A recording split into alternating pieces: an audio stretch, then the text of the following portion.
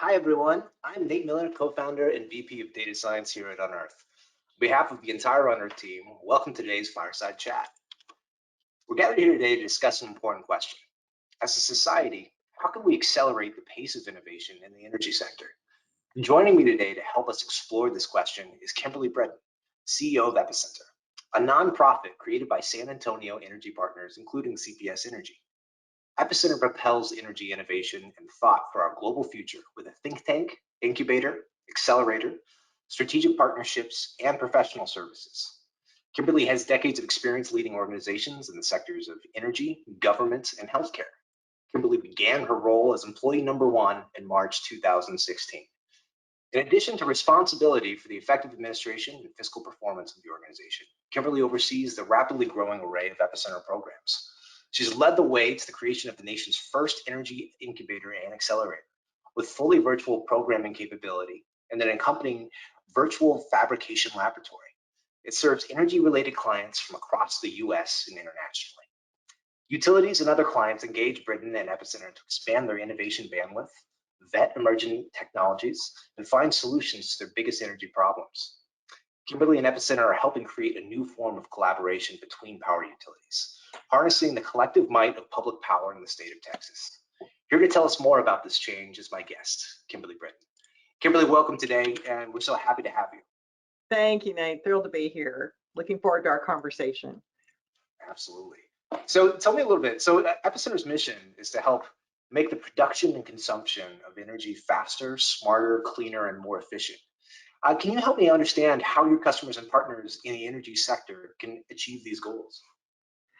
You know, one of the things is to really understand the difference between what is truly innovative and what is not, right? And so to begin to understand that innovation to us at EPIcenter is something that moves your organization forward strategically. It should enhance it. Process improvement is important. It's an essential part of your operations at an organization. But at the same time, you have to begin to distill down what really makes a difference, what new technologies or new business models will set your organization up for its future. And that's kind of where we start when we're talking to our clients. And I imagine the types of solutions that come up are different for every customer or vary quite a bit. You know, what are some of the ways that you found are effective at keying into those solutions and getting people talking about them?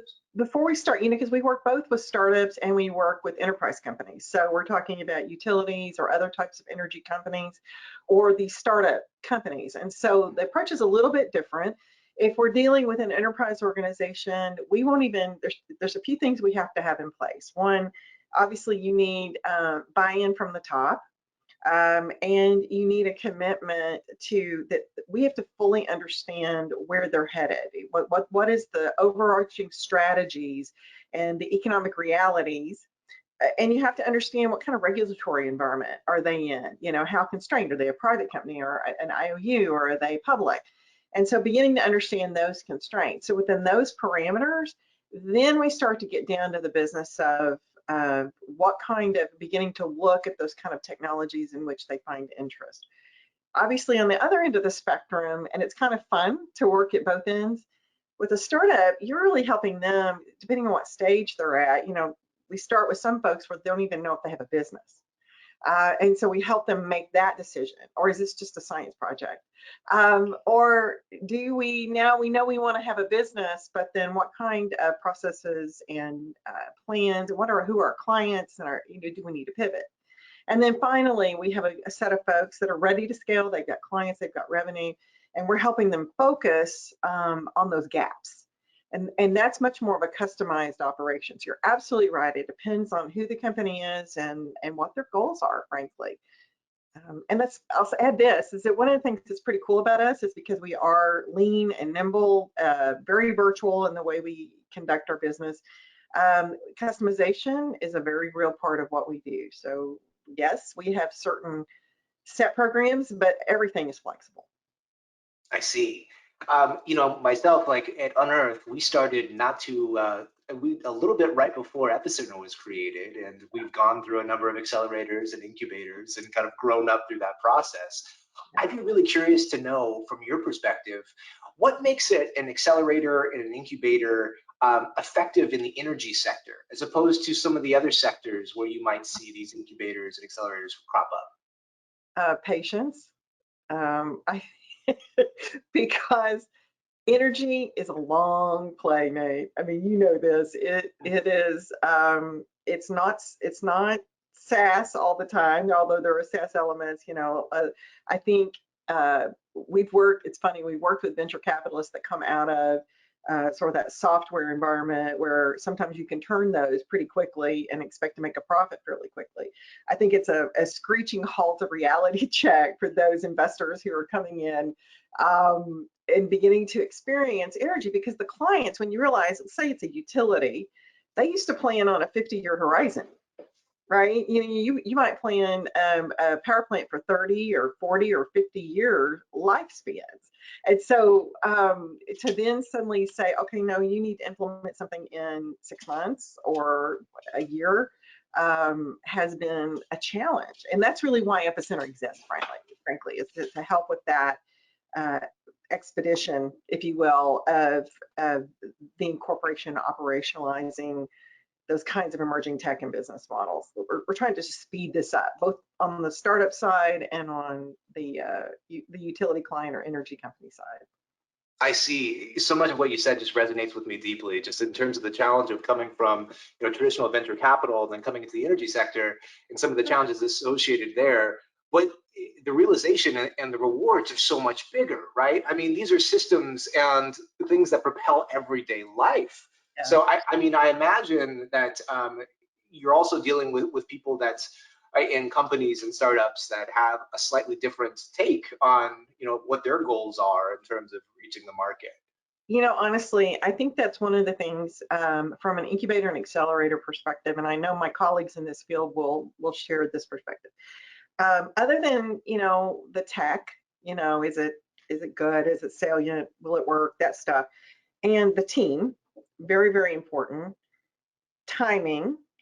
But honestly, the thing that if we go through all that and it's go, go, go, we get to coachability, people who are teachable and willing to learn and receive input, and it's not good, forget about it. It's just going to be impossible to be able to help them develop and grow. Often there are people out there who can make it alone, but they're very rare. And so you often do need the help from some sort of outside input, whether it's a formal incubator and accelerator program or something like it. And having that coachability piece is just so critical. And so that's really what we're looking for, particularly in the energy space, because we have clients come to us with this. Every startup has this challenge. Sometimes they have such a preconceived notion about what their market is, who their client is. And sometimes you look at it and you go, you know what, a utility would never buy this, but people who serve utilities might buy it. And the ability to receive that kind of input and make that kind of pivot is so critical to that founder's success. I don't know if you agree with that, but it really is what we found in our experience. It sounds like I'm ready to become a customer or a client in the incubator. So I'm ready to sign up. No, but I think we're getting at something deeper here, which is really interesting to me. Like, tell me a little bit about how EPIcenter was formed, because you guys have a unique founding history. Like, this was actually a collaboration. Tell us a little bit about that. Honestly, everything about us has never been, it's been different. There's been a tweak to everything, including our founding. So thank you for asking. It was about 2012. And the largest municipally owned, city-owned utility that's vertically integrated in the United States, CPS Energy, here in San Antonio, Texas, they were in the process of establishing and rolling out their smart meters and their smart grid work, as well as a 400 megawatt solar array, at the time, the biggest in Texas and maybe even beyond. So that's around that 2011, 11, 12 timeframe. And so they began to work and look for these vendor partners doing their RFPs. So Itron, Smart Grid, Smart Meter Company, as is Landis & Gyr, a Swiss company, and Itron came out of Silicon Valley. And then you have OCI Solar, which is a Korean company that moved its US headquarters here to, in part because of this relationship with CPS Energy. So what CPS did was take this long view that we're not just here to change our immediate world. We want to expand and be an economic impact partner for the San Antonio region. So they leveraged those relationships. So they got and encouraged these vendor partners to come together and do several things. One of which was to seed a nonprofit that would be an energy innovation center based in San Antonio, but that would shine a light on energy innovation broadly, that people would come here to interact with San Antonio, but also out of San Antonio would be birthed all these things. They originally scripted that it would have a think tank, an incubator accelerator. We would do conferences and summits out of the think tank, have this fabrication laboratory, and then we would have these coalitions of folks. What was so funny about it was we were going to do it in a physical structure. And we began working toward that. We had an old power plant we were going to renovate and work on. But what happened was we had to, I felt after a visit to LA Clean Tech Incubator in Los Angeles, generous, lovely at the time. Eric Steve was there, who's now at EPRI, and Fred Walsh. And so we sat down and I said, okay, knowing what you know now, what would you tell me? I'm right where you were when you founded this thing. And they said, don't wait until you have 70,000 square feet to fill. Start in 2,000 square feet and experiment and fail and move. Well, I didn't even have 500 square feet to work in. We took an office at a co-working space, but what we did do is begin to launch all of our programming virtually. And so that led to us suddenly realizing the market was driving it. It was awesome, being very well received. Our incubator programming, we adapted for being strictly online. Our think tank events, we did it in shared space and then ultimately went virtual when COVID hit. All that to say is what was more of an afterthought became who we are. And so we pivoted away from doing a physical structure, and boy, now, aren't we glad?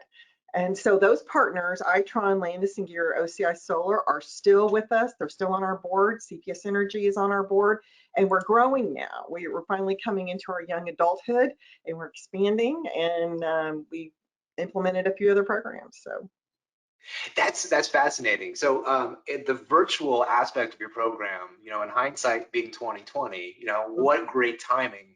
One of the things that in reading about EPIcenter that just really fascinated me was a little bit about your virtual fabrication laboratory.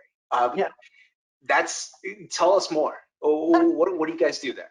Well, so, I always wanted to have a site like even Greentown. They have a phenomenal set of labs, right? If anyone knows Greentown Labs, now in Houston, in addition to Boston, it's a great place for founders and startups to work and create and tinker, wet labs, all of that. And so when we were looking to do a physical facility, we began to explore that. But the other thing we realized, it takes a ton of capital. It does, because there's so many different kinds of needs, from a table saw to very sophisticated computer programming, et cetera. We realized we are a very collaborative organization just in our nature. And so we began to look for ways to create a virtual network of fabricators and providers that could serve the needs of our clients in terms of their prototyping, et cetera. And that's how it's totally necessity, the mother of invention. We begin to build this network of providers in the San Antonio region right now, but we hope to do it across the US, where we vet them, we get recommendations, we pre-negotiate pricing, and then we work to match at appropriate times our startups with these fabricators. And so it's still small, it's still fledgling, it's young and early yet, but one of our best partners is Southwest Research Institute, and they're a big gorilla in this space, and they do from deep sea to deep space research, and are phenomenal partner and have been working with our startups, and they actually have funding from the state of Texas to work with us, and in some cases it costs our startups nothing. So that's one example of the kind of relationship that we've been able to build. Wow. Okay. That sounds like you have a really fun job. So there's a very interesting part, just the partnerships that you guys have created. And I Yes. know that I'm getting the essence of my next question, and we've talked about it a little bit, but tell me a little bit about there's a lot of consultants, there's a lot of people out there that are looking to work with energy companies, Unearth being one of them. There's a lot of people that come to the table and say, hey, we have a solution that can help you. What makes EPIcenter stand out compared to a lot of like the traditional kind of consultancies and the problem solution oriented companies? Yeah, thank you for asking that, Nate, because we are a little different. You know, I mentioned all the things that were originally conceived when we started EPIcenter, the think tank and the incubator, et cetera, and the events. But what wasn't originally conceived, but then we realized there was a huge gap for our advisory services function. And under that, we have our innovation management structure. And then we do these client-centric engagements, meaning customization. What happened and what causes us to be different is that, and we actually collaborate with some people who are doing that more traditional type of consultancy, and from large international law firms to smaller companies that are out of Texas here. And that might bring, let's say you have a consultant who brings a set of cool startups with emerging technologies to a power company, electric company, and the utility might be interested, and then wants to get to know that startup. But let's say the startup is a couple of things. One, they may not be quite ready to engage and to go through a procurement process with that utility. Or two, the utility has needs to vet them and see if they're ready for prime time. So where we come in is if the startup is needing some additional help and support, we can certainly help in that. But on behalf of our utility clients, we have established a proprietary innovation management system where we are in the mud. We're in the weeds. We're boots on the ground, or we go into their operations and we establish probably a 3-layer program. It's gated. It has a process, and with the client telling us, this is what I need to have happen at this stage and this stage and this stage. You know, it needs legal review. Ultimately, it needs financial review. We actually pull together. I was going to say it's kind of like Congress. You know, there's a set of representatives from across the organization that do early stage vetting, and then we move them through a continuum where ultimately it goes to the highest level and gets signed off on. This could be for a pilot, a limited deployment, or a full-blown non-traditional procurement, right? We're not trying to substitute for purchasing, but we are definitely working to speed that process of vetting the stuff that's different and new and emerging. So that's what makes us different. We get in the mud. That's a great answer. And just, I think as innovators, I think getting in the mud is a necessary part of making the sausage. I mean, I'm mixing metaphors here, but in terms of being able to work with customers, you have to be exposed to those gnarly problems. Yeah. And, you know, in terms of gnarly energy problems, I can't think of a place in the country right now that is more top of mind than Texas. You know, with about, 3 of the utility companies that declared bankruptcy this year. And I'm just curious from your perspective, because you seem to be in an incredible spot. What do you think that this year will impact innovation in the utility sector in the years to come? In a way, it's been funny. It's had its effect, and we've watched this with our clients at both ends of the spectrum. On one end, it's created a significant appetite to do more of these innovative practices. On the other end of the spectrum, the intensity of the scrutiny right now, meaning the regulators, the legislators coming in and wanting to know what happened and passing laws. You know, the state legislature just passed some laws related to the winter storm. That is draining some of the time and attention and right or wrong, I'm not saying it's wrong. I mean, people need to understand what happened, but what it's done is people who are already pressed to do a great job at keeping the lights on and keeping costs low and doing their day jobs now are dealing with this volume, I mean, a huge volume. I don't think people realize how many interrogatories they're getting, how many meetings they're having to have with everyone from city council to the governor, and beyond, frankly. You've now got federal scrutiny. And then on the other end of this, there's this really incredible appetite because they have understood for a long time that pressures are coming to bear in terms of climate and demands for power. EVs, for instance, they know this is coming, and they've been doing a lot way before EPIcenter or anybody else got here to drive toward being more innovative. But how do you do that when you're already taxed, right? And so it'll be interesting. We're trying to work with our clients. Let's keep some things going while the incredible fire hydrant you're drinking out of to deal with the aftermath of the winter storm and everything else.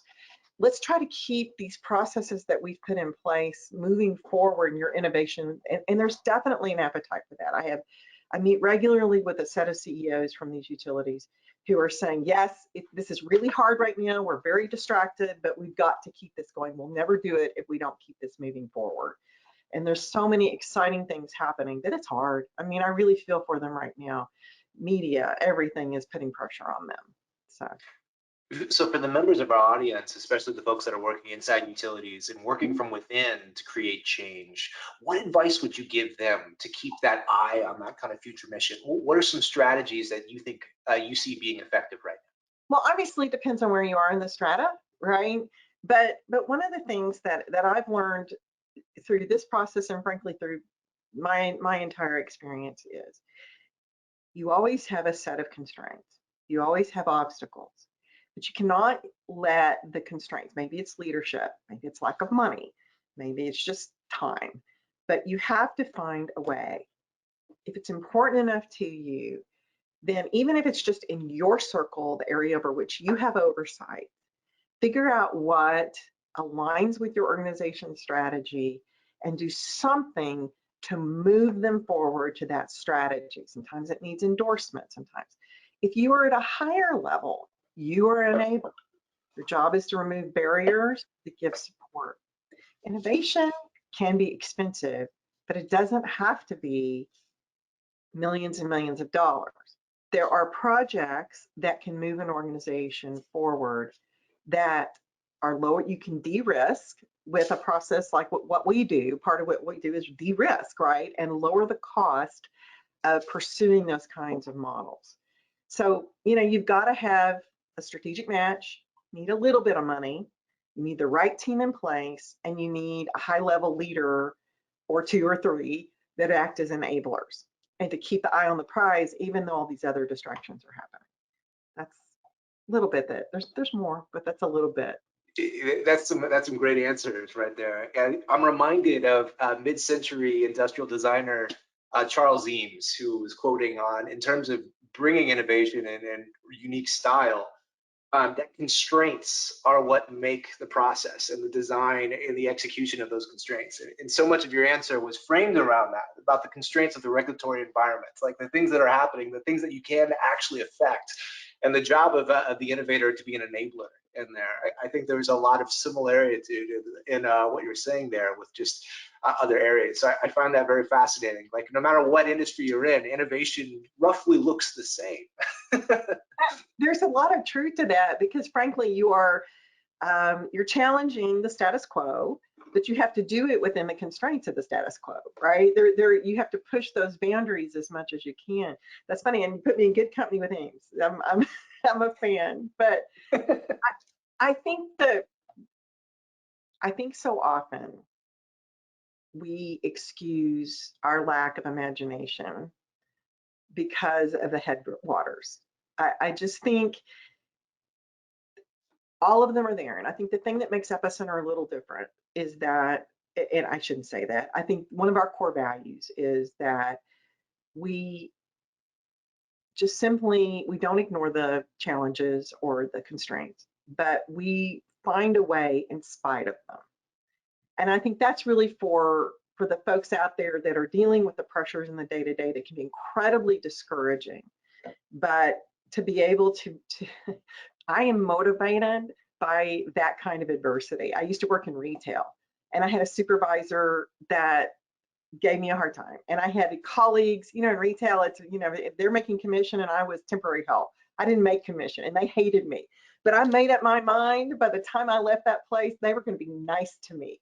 And I killed them with kindness. The worst thing to have to do at Christmas is box a gift, right? They make a purchase and you got to, back in the old days, we used to box the gifts before they left the store. And I would box for those women.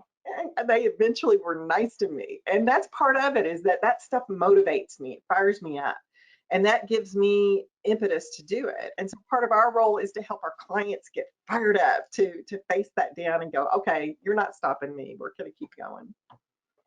One of the things I love about my job is I get to talk to people like you, entrepreneurs who have this type of mindset, this tenacity and grit to get after something, to get in the mud. That's just such a common thing, a common theme of success and innovation. And so thank you so much for sharing that with our audience.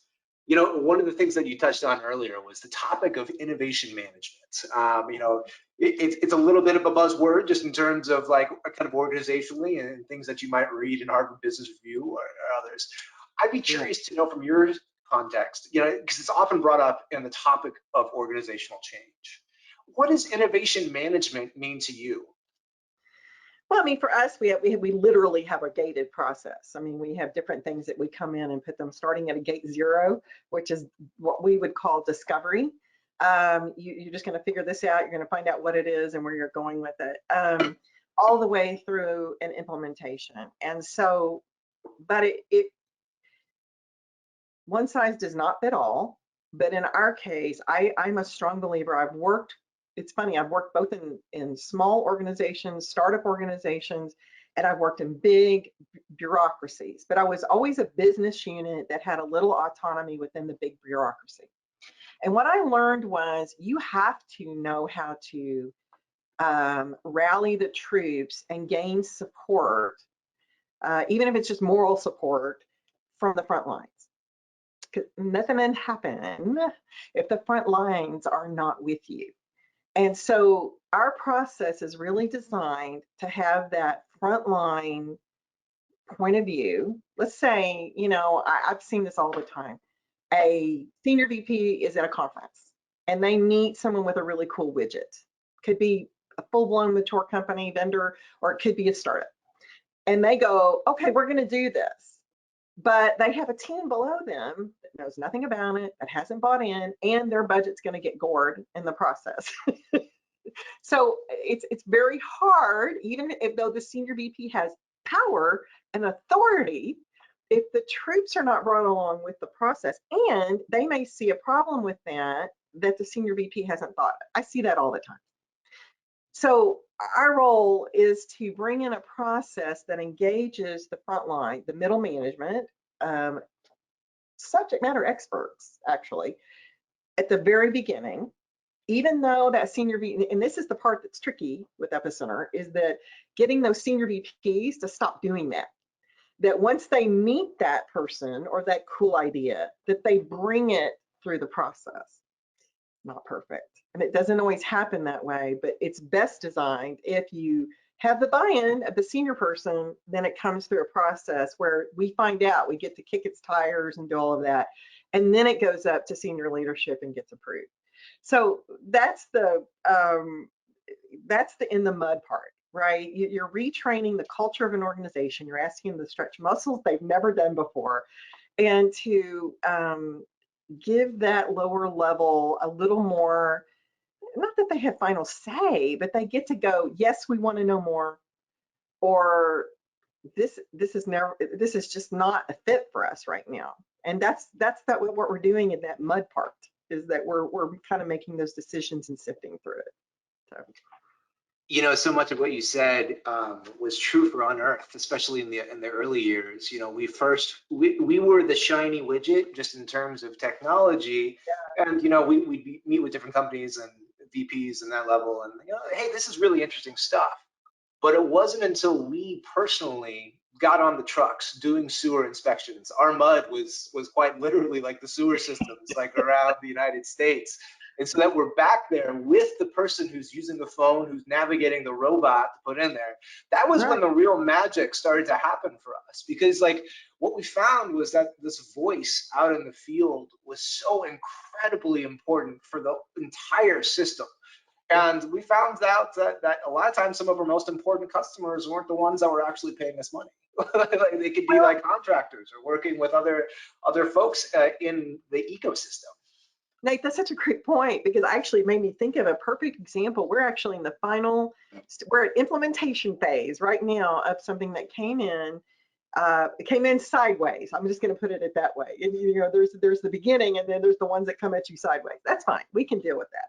So this one came in sideways, and so we had to go back and kind of start from the beginning. But what sold the deal was, even though the senior level person may not be enthralled with the widget, his next person down was super enthralled with the widget, and it's that person's team that are in the field dealing with veg management, right? And that made all the difference to selling the senior person, because it had such buy-in from the lower levels. So it's incredible how I think the smart manager, the smart leader, smart executive listens to that and treasures it, frankly, because you're absolutely right. Those are the people who are informing your project, your technology, in a way that nobody else can. Think about the research that saved you.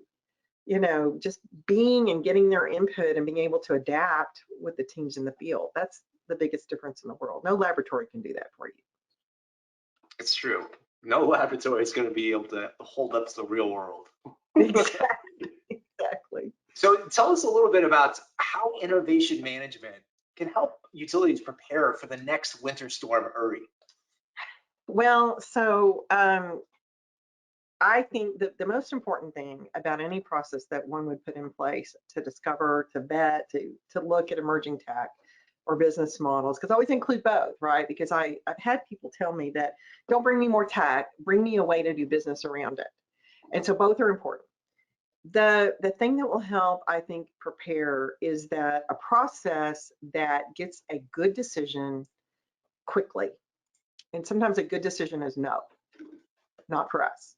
But that speeds the process of reviewing this tech, seeing if it's a fit or not, getting it implemented or piloted, and either getting it fully grown and matured or walking away from it. That process is really critical, I think. And in a climate where a utility is so risk adverse, typically, and rightly so, they have a lot of lives depending on them. The storm is a great indicator of that. It's hard, right? Because you're having to, again, de-risk with a process like this. And there are other utilities who are already doing this internally. And I think that's fabulous. Some don't have the bandwidth to do that. And that's why you hire somebody like us, is to help with that bandwidth. But honestly, Nate, that's what it's going to take we've got to do a good job of getting to a decision quickly. I got it. Well, talking about a problem area that I'm sure you're very well aware of, what are some of the biggest barriers in your region of producing cost-effective, sustainable energy? So a couple things. What's interesting here, people think it's counterintuitive that Texas is such a renewable energy state, but in reality, we understand energy. I used to joke, because I was in oil and gas for Chesapeake Energy for a little while, and I had a gentleman actually who was working in the Northeast. He said, no, you Texans, you understand it. In the oil and gas days, you have, places, you have landmen who go out and secure leases with property owners and then implement their drilling and oil and gas production. In renewables, you have landmen or women who are going out and securing property for wind or solar, or they have people who are buying it, and then you produce your energy. The process is extremely similar, and Texas gets that. It's that, in fact, that being able to utilize your own property or your own company to generate energy or to generate income is extremely comfortable, obviously, for a free market like Texas. all that to say, our barriers are a couple of things. One, just the way we have been structured for our power plants. Instead of being winterized, they're summerized, if you will. Our hottest, our most challenging times have been in the summer.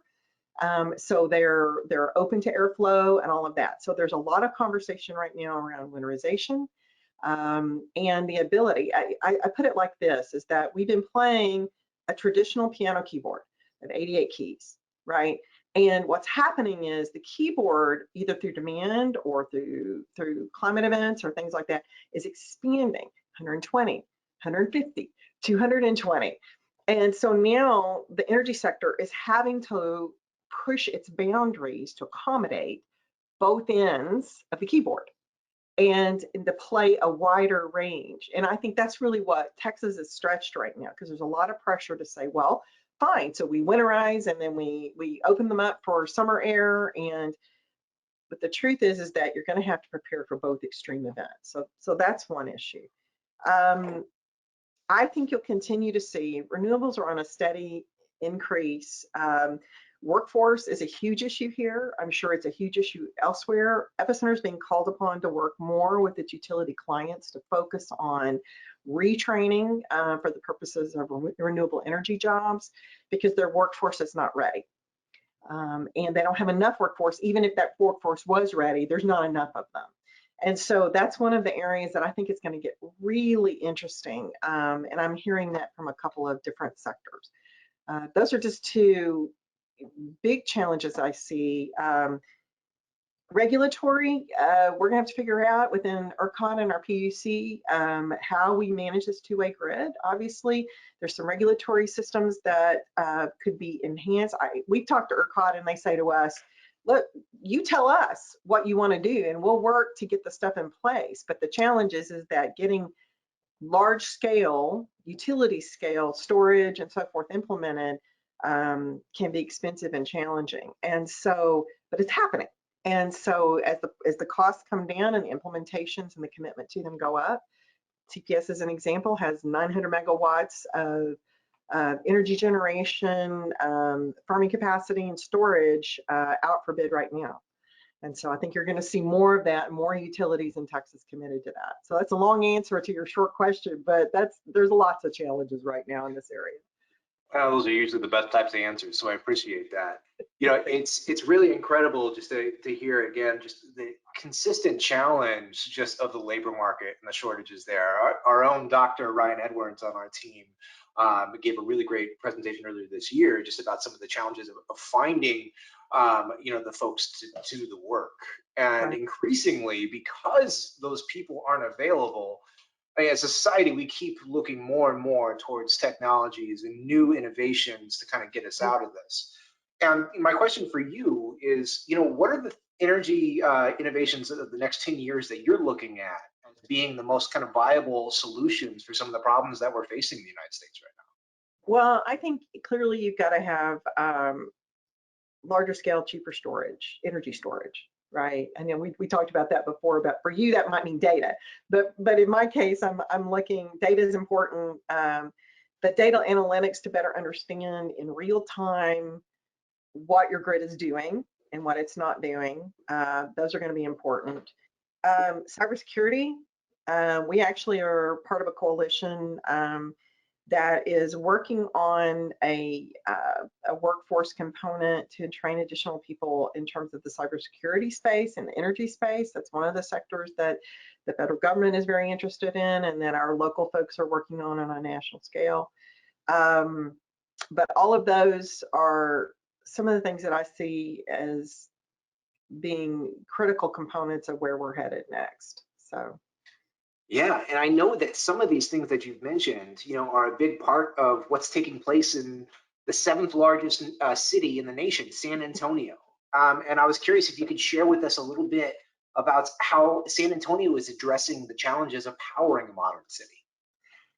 Yeah, so that's one of the things as our utility partner. I do appreciate that. It's funny, when I came to work in this sector and began to work with public power, I think I came to really appreciate and didn't fully understand how forward thinking so many public power entities are.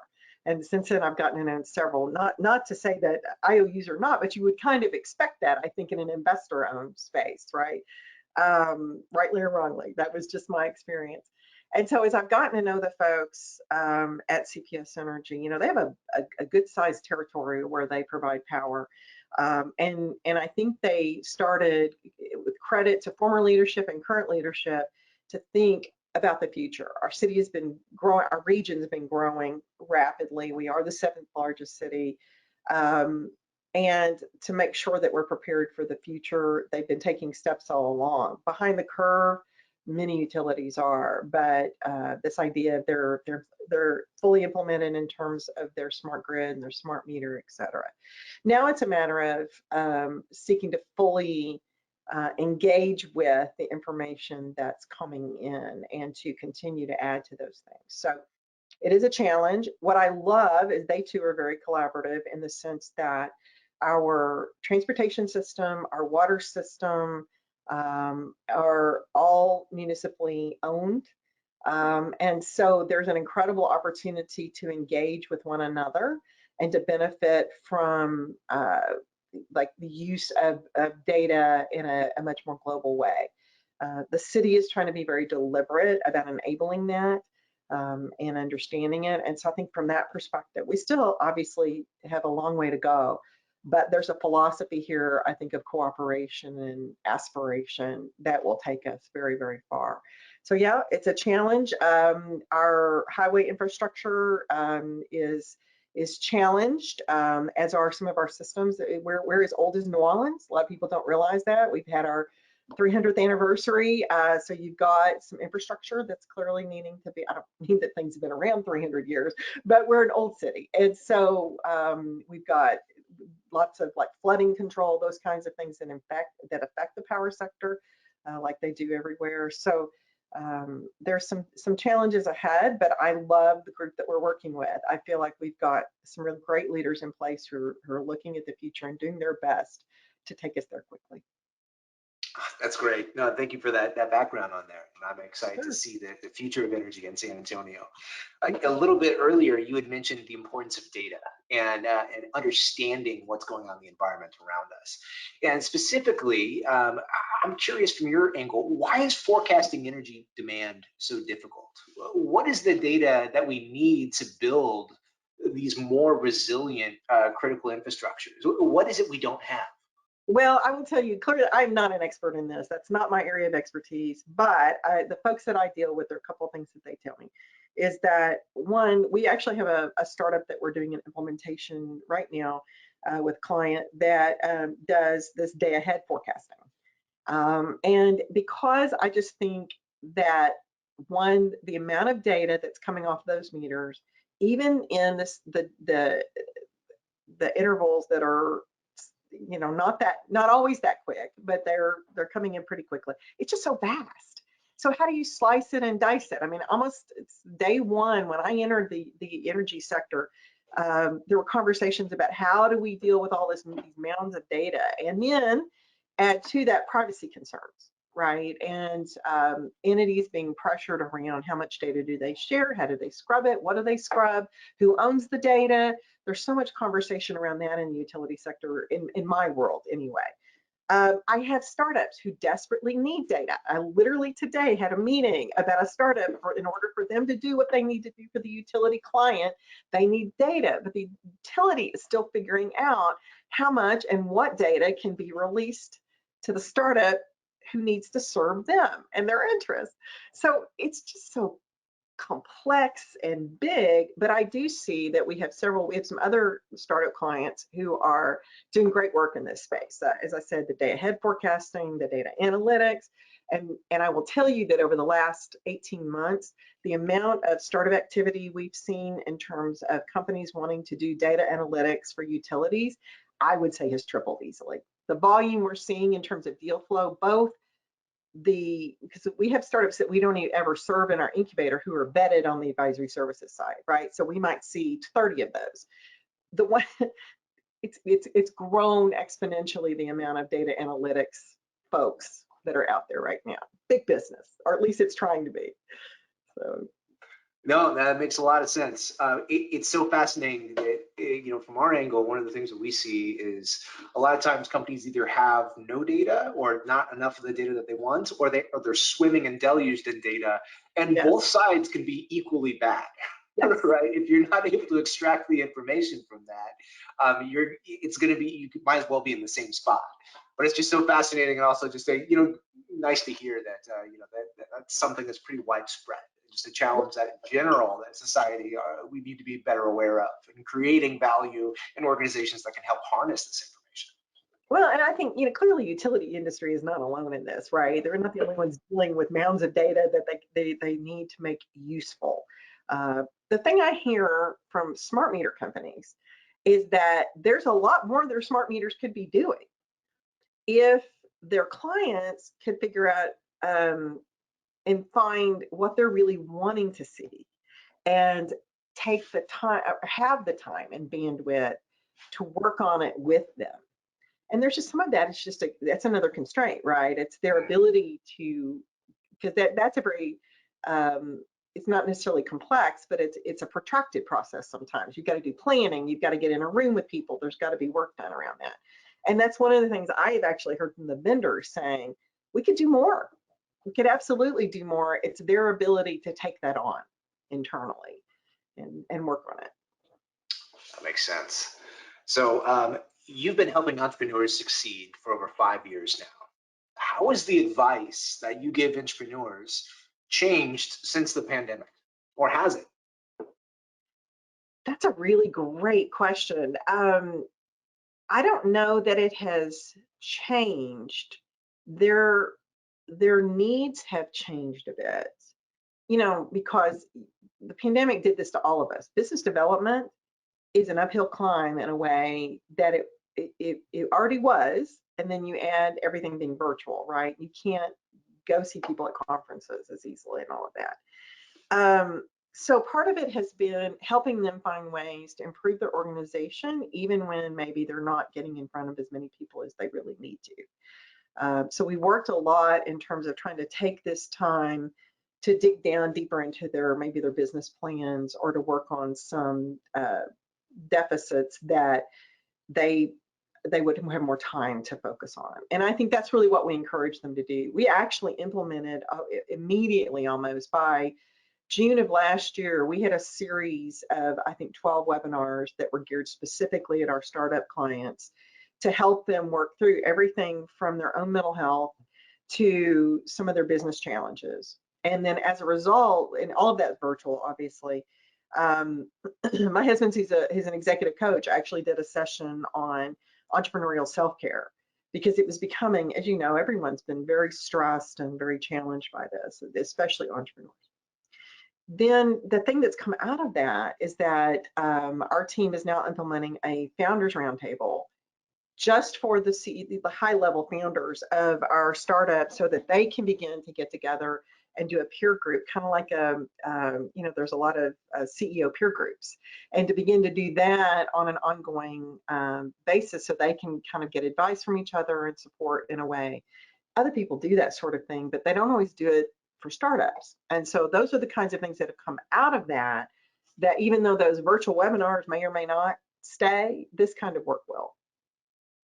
I got to share on top of that. For me, it's been really important to create a network of similar co-founders in my area that I can talk to, just because the challenges you deal with, especially over the last couple of years, the issues that happen in the workforce, the work-life balance, all of these things are just so unique for entrepreneurs now. And what you said makes a lot of sense. Like, that's been part of how I've kept level-headed throughout this as well. So that's a great answer, and a really great kind of explanation of just in general, like, what's happened to us in just the time since EPIcenter and Unearth were both formed. Well, and don't forget, Nate, EPIcenter is a startup, essentially, because I was hired in 2016, even though the organization's a little older than that. Everything we've been doing right alongside our startups. And so we've tried to take the same advice that we're giving them and do that kind of work, not allowing the pandemic to be an excuse to lag. It may be a reality that makes you lag, but don't allow it to keep you from trying things. And so we've had to be very creative. And it's not been easy. It's not been easy for my team. I mean, but we've stuck together and we worked through it. And that I'm very, very proud. I have an amazing team of women, we're all female, and not intentionally so, but we welcome guys to come to work at EPIcenter, but it's turned out that way. And everybody has other life challenges that can keep them from being as strong as they could be. And I will tell you, they have shown themselves amazing. And so I'm so proud of them. Well, it sounds like you really created an incredible company and a culture there, that a group of folks that aren't afraid to get in the mud Yes, and to help push things forward. I can relate to that, and I want to say thank you so much for joining us today. This has been a great session, a lot of good conversation here. So, Kimberly, thank you for your time. And with that, I'd like to thank our audience for participating and enjoying the session. And we'll see you next time. Bye-bye, Kimberly. Bye-bye.